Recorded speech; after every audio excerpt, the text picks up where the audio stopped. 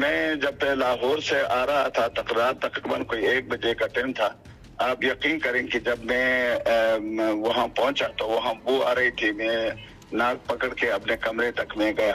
پہلے بھی سابق اسپیکر صاحب کے عالم میں بھی لایا تھا اور وہ جو ہے نا جی بے تحاشا چرس پیتے ہیں اور جس سے یعنی اس علاقے میں تعفن ایک قسم کی تعفن اور بدبو پھیل جاتی ہے. اسکل 9 کے تقریباً 14 لاکھ روپے لے رہے تھے اور اسکل 7 کے 10 لاکھ تھے اور اسکل 2 کے 8 لاکھ تھے. آپ ایک دینی جماعت کے سربراہ کے برخوردار ہیں. آپ کی بہت بڑی حیثیت ہے. آپ اس وقت قومی اسمبلی میں آپ پارلیمانی لیڈر ہیں متحدہ مجلس عمل کے. آپ جو ہیں وزیر مواصلات ہیں. اسد محمود صاحب سے اسمبلی میں یہی مطالبہ کیا تھا کہ آپ ایکشن کیوں نہیں لیتے, تو اس پر وہ غصہ ہو گئے. تو غصہ ہونے کا مطلب ہم کیا لیں گے.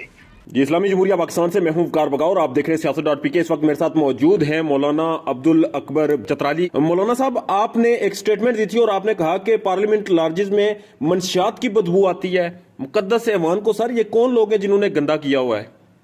دیکھیں اصل میں یہ ہے کہ یہ حقیقت ہے کہ قومی اسمبلی جو ہے پورے پاکستان کا ایک نچوڑ ہے جس میں 22-23 کروڑ عوام کے منتخب نمائندے کی تعداد میں جو منتخب ہو کر آتے ہیں اور یہ بنیاد ہے پاکستان کے لیے اور قانون ساز اسمبلی کے ممبران ہیں اور ان کے رہائش گاہ پارلیمنٹ لاجز میں 2-3 دفعہ رات کو لاہور سے یا کسی اور جگہ سے میں آیا اور وہاں جو ہے چرس کی بدبو آ رہی تھی اور اس سلسلے میں میں نے پہلے بھی سابق اسپیکر صاحب کے عالم میں بھی لایا تھا اور اب پھر ایک دفعہ میں جب آیا تو وہی صورتحال تھا. یہ میں نہیں کہتا کہ MNAs خود پیتے ہیں بلکہ ان کے ساتھ ڈرائیور ہوتے ہیں, ان کے ساتھ جو ہے گارڈ ہوتے ہیں اور وہ جو ہے نا جی بے تحاشا چرس پیتے ہیں اور جس سے یعنی اس علاقے میں تعفن ایک قسم کی تعفن اور بدبو پھیل جاتی ہے.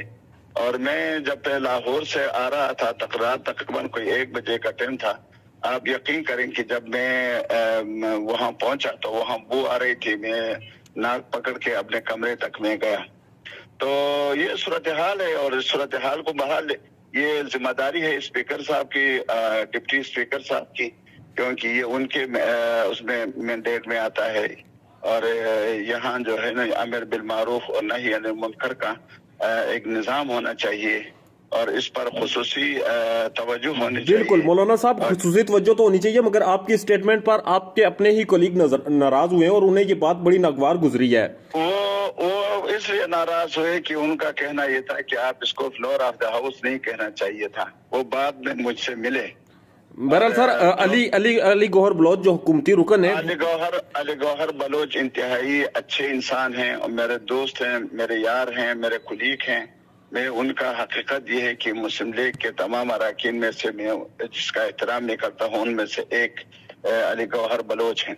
تو میں ان کا بہت زیادہ احترام کرتا ہوں. ان کی اسٹیٹمنٹ اپنی جگہ, لیکن میرے نزدیک جو ہے مولانا صاحب ان کی سٹیٹمنٹ آپ کو پتا ہے کیا تھی؟ ان کی سٹیٹمنٹ میں آپ کو پڑھ کے سناتا ہوں کہ اکبر پارلیمنٹ لارجز کو بدنام نہ کریں, اکبر چترالی کو مسئلہ ہے تو دوائی کا استعمال کریں. آپ کو پتا ہے دوائی کس چیز کو کہا جاتا ہے؟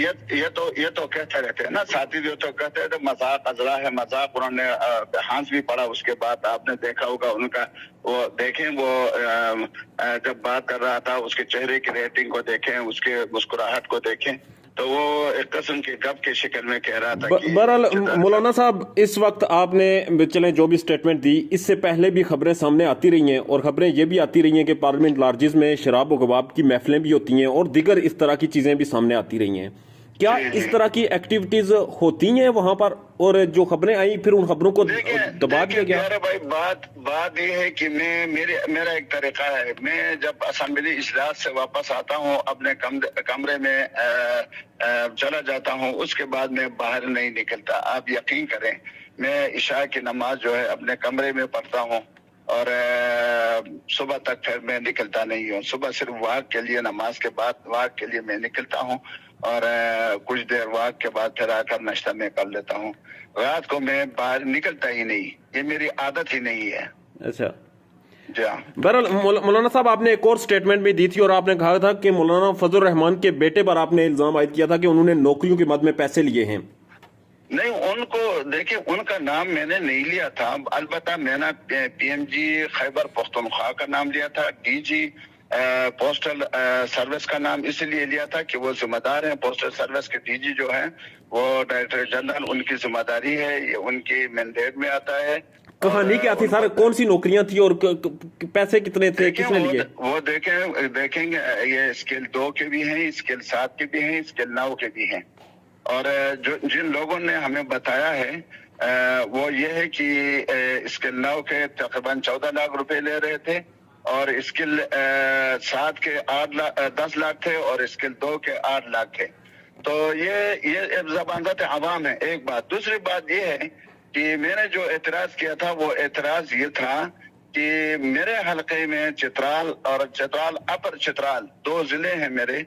तो अपर चित्राल में इन्होंने इस वक्त 10 बंदों को, 4 बंदे पहले और 10 बंदे इस दफा इन्होंने वहां अपॉइंटमेंट की है। और किस स्किल में, स्किल नंबर 2 में 7 बंदों को किया है और स्किल नंबर 7 के जो हैं वो 3 बंदे हैं, 10 बंदे हैं। अच्छा, ये भी मैं आपको बता दूं कि वो बर्दी चित्राल में हुए हैं और उनके आखिर में बाजों के उसमें लिखा है दीर अपर में ड्यूटी देगा और दीर लोअर में ड्यूटी देगा, लेकिन पैसे निकलेंगे चित्राल से। चित्राल के नौजवानों का हक मारा जाता है, चित्राल का हक मारा गया है और यहाँ से बर्दी किए गए हैं। बर्दी तो वैसे तो नहीं होते वो, अगर ये मेरिट पे करते तो चित्राल में क्या नौजवान नहीं थे, क्या तालीम याफ्ता नहीं थे?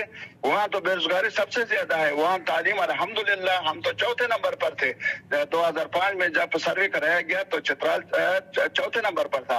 अब आप 5वीं नंबर ले लें तो जब तालीम में इतना आगे भी हो और नौजवान भी वहाँ हो, बेरोजगारी हो और कोई रोजगार का जरिया वहाँ नहीं हो और इंडस्ट्री वहाँ नहीं हो और फैक्ट्रियाँ वहाँ नहीं हो और जमीन जो है काबिल काश वो 14,850 मुरबा किलोमीटर में सिर्फ 2% जो है ना वो ज़राकाश जमीन हो, तो ऐसे जिले पर इस तरह के यानी जुल्म मुसल्लत करना, ये तो नौजवानों के उस पर जख्मों पर नमकपाशी के मुतरादिफ है। हजूर, मुझे ये बता दें कि इस वक्त असद महमूद साहब से असेंबली में यही मुतालबा किया था कि आप एक्शन क्यों नहीं लेते, तो उस पर वो गुस्सा हो गए। तो गुस्सा होने का मतलब हम क्या लेंगे? आप अपने माताहत से आप पूछ नहीं सकते या कोई और वजह है कि आप पूछते नहीं हैं? तो वो साफ बता दें। मौलाना साहब, बगैर किसी हुकूमती रुकन की आशीर्वाद के क्या सरकारी मुलाजमों की अहमियत होती है, हैसियत होती है कि वो इस तरह नौकरियां बेच सकें? मुश्किल है, मुझे तो मुश्किल नजर आ रहा है। तो फिर जाहिर सी बात है ऐवान के अंदर लोग बैठे हुए हैं जो नौकरियां बेचते हैं और फिर उन्हें तो एक्सपोज होना चाहिए। नहीं, एक्सपोज तो होना चाहिए साहब। मैं तो इसी वजह से मैंने तो तारीख इस्तेकाक वहाँ जमा की है। स्पीकर साहब ने, राजा परवेज अहमद साहब ने उसको रूल्स के मुताबिक करार देकर उसको इस्तेकाक कमेटी के हवाले कर दिया है। और अगर ये बदअनवानी साबित हो जाए तो मज़कूरा जो सियासतदान है वो आर्टिकल 62 और 63 पर भी पूरे नहीं उतरते। बिल्कुल, जो अगर साबित हो जाए, बिल्कुल, इसमें कोई शक नहीं है। तो इस पर आपको लगता है कि इन इल्जामात की तस्दीक की जाएगी, इनकी तहकीकात की जाएंगी? मैं तो उनको कहता हूं कि खुदा के लिए देखें, इसमें दीनी जमातें बदनाम होती हैं, क्योंकि आप एक दीनी जमात के सरबराह के बरखुरदार हैं, आपकी बहुत बड़ी हैसियत है। आप इस वक्त कौमी असम्बली में आप पार्लिमानी लीडर हैं मुत्तहिदा मजलिस अमल के, आप जो हैं वजीर मुवासलात हैं। कम अज कम आप तहकीकात करें।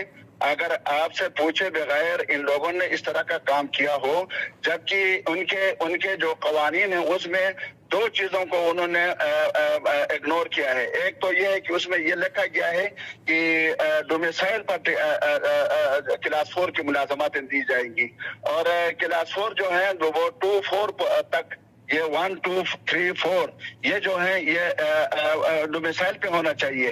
अब मलाकंड का बंदा किस तरह चित्राल का डोमिसाइल उन्होंने हासिल कर लिया, ये यानी ताज्जुब की बात है। एक बात। दूसरी बात ये कि वॉल्यूम 4 की भी वायलेशन हुई है। उसमें यह है कि एक मैट्रिक सादा है, एक मैट्रिक साइंस है, एक FSC है, एक FA है। तो ان میں بھی فرق اس میں ہے کہ جو FSC ہوگا وہ قابل ترجیح ہوگا اور جو میٹرک سائنس ہوگا وہ قابل ترجیح ہوگا. وہ بھی اس کی بھی وائلیشن ہوئی ہے، وائلیم 4 کی بھی.